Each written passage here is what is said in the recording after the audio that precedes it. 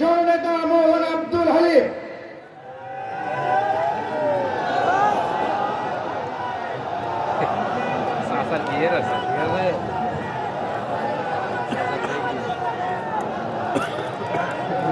আসসালামু আলাইকুম ওয়া রাহমাতুল্লাহি ওয়া বারাকাতুহু। আলহামদুলিল্লাহি রাব্বিল আলামিন ওয়াসসালাতু ওয়াসসালামু আলা রাসূলিল কারীম ওয়া আলা আলিহি ওয়া আসহাবিহি আজমাইন।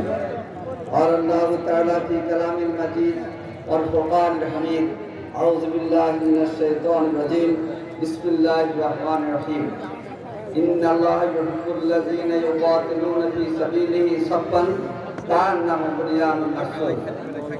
আমাদের প্রিয় সংগঠন বাংলাদেশের 18 কোটি মানুষের প্রিয় কাফেলা বাংলাদেশ জামাত ইসলামী জেলা কর্তৃক আয়োজিত আজকের এই বিশাল সম্মেলনের জনাব সভাপতি গাইবান্ধা জেলার সংগ্রামী আমির সাবেক উপজেলা চেয়ারম্যান জনাব আব্দুল করিম সরকার, আজকের এই মহা সম্মেলনের প্রধান অতিথি বাংলাদেশ জামাত ইসলামীর সংগ্রামী আমির, এই দেশের 18 কোটি মানুষের মুক্তির এবং কল্যাণের আন্দোলনের বীর যোদ্ধা, আমাদের অভিভাবক, বাংলাদেশের মানুষের সামনে মানবিক বাংলাদেশ গঠনের সিপাহসালার সংগ্রামী জননেতা ডাক্তার শফিকুর রহমান, উপস্থিত জামাত ইসলামীর কেন্দ্রীয় এবং মহানগরী জেলার নেতৃবৃন্দ,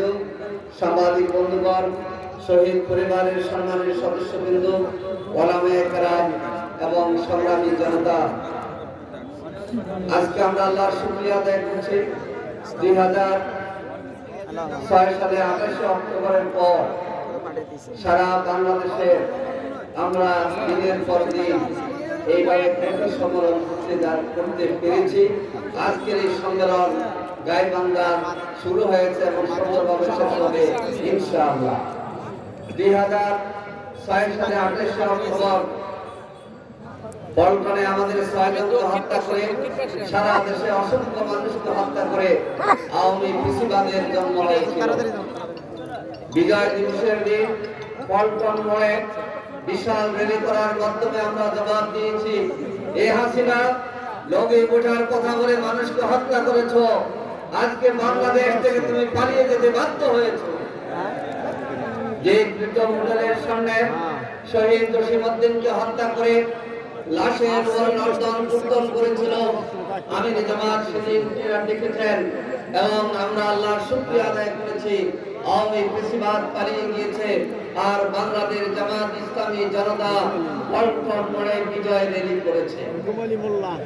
সংগ্রামী ভাই ও বন্ধুগণ, এই মাসে আমাদের বিজয় দিবস আমরা উদযাপন করেছি।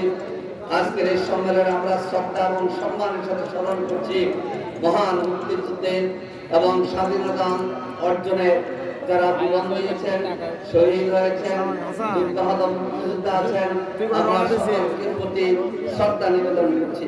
আজকে বিশেষভাবে শ্রদ্ধা এবং সম্মান নিবেদন করছি সেই সব শহীদদের প্রতি যাদের রক্তদানের মধ্যে দিয়ে 24-এর গণঅভ্যুত্থান সফল হয়েছে এবং 15 বছরের স্বৈরাচার পালিয়ে যেতে বাধ্য হয়েছে। আজকে আমি গাইবান্ধার ইসলামী আন্দোলন সহ গাইবান্ধার মানুষকে অভিনন্দন জানাচ্ছি।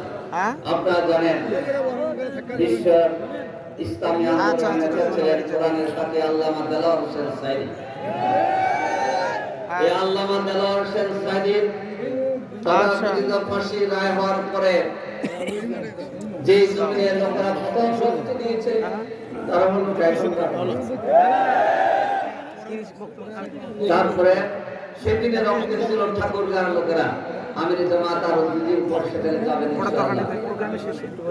সাইদ সাহেবের মামলার প্রতিবাদ করতে গিয়ে আমাদের যেসব ভাইরা রক্ত দিয়েছেন, আহত হয়েছেন এবং শত শত সুন্দরগঞ্জের ভাই এবং বোনেরা এখনো আদালত পাড়ায় এসে হাজিরা দিতে হয়, তাদের এই কষ্টের জন্য আমি তাদেরকে সাধুবাদ জানাচ্ছি। প্রিয় ভাইরা, এই গাইবান্ধার জনগণকে অভিনন্দন জানাচ্ছি। 2014 সালের সে আওয়ামী লীগের নির্বাচনে গাইবান্ধার পলাশবাড়ি এবং সাদুল্লাপুরে একটি ভোট কেন্দ্রে একটি ভোটও হয় নাই, কিন্তু আমাদের দুইজন বাকি জীবন দিতে হয়েছে। শহীদ মুস্তফা মঞ্জিল, শহীদ নাজমুল সাকিব শিবিরের কর্মী, এই দুজনকে র্যাব পুলিশ ক্রস ফায়ার দিয়েছিল। আজকে যেসব নেতা এবং পুলিশ কর্মকর্তারা তাদেরকে হত্যা করেছেন, দেখে যান গাইবান্ধার মানুষ আপনাদের বিচার চায়। প্রিয় ভাইরা, আজকে গাইবান্ধার জনগণকে অভিনন্দন জানাচ্ছি। শত জুলুম নির্যাতনের পর 2014 সালের উপজেলা নির্বাচনে এখানকার 4টি উপজেলায় জনগণের ভোটে জামাত